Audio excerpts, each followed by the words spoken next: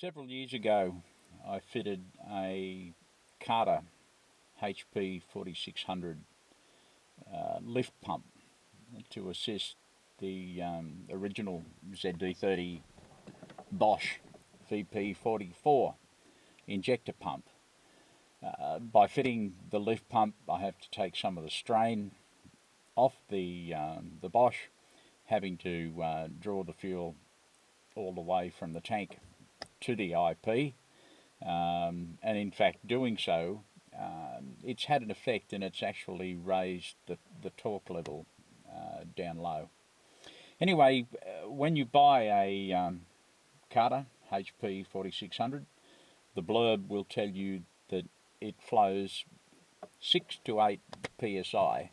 Now, those figures are free flow, so that means it's not actually connected to a fuel tank like we are, and pushing and pulling through fuel through lines, which creates friction.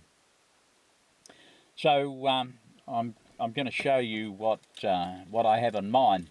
Now, I turned mine off last night, and as I turned it off, that's what the pressure went up to as before I shut it down. All right, so we're about 4.5 psi. All right, so now I'll start it.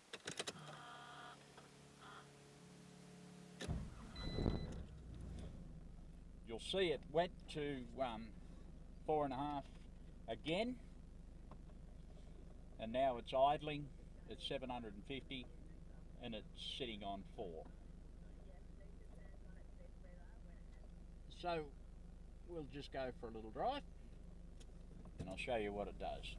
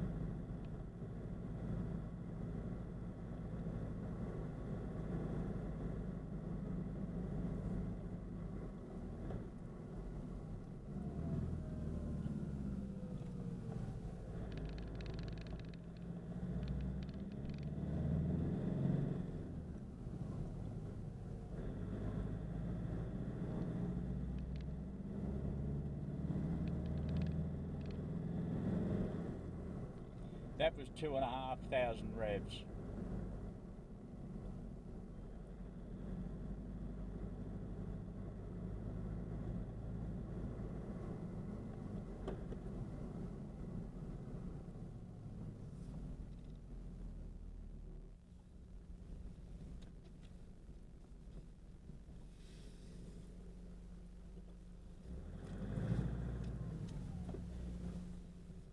Now, the beauty of having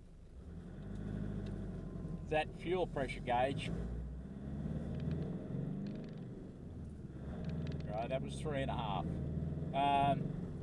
The beauty of having that fuel pressure gauge is that I know the instant I start to get a blockage on a fuel filter. Now, the standard fuel filter is supposed to last for 40,000 K, if I remember correctly. Up until putting this in, that's what I used to do. Now, the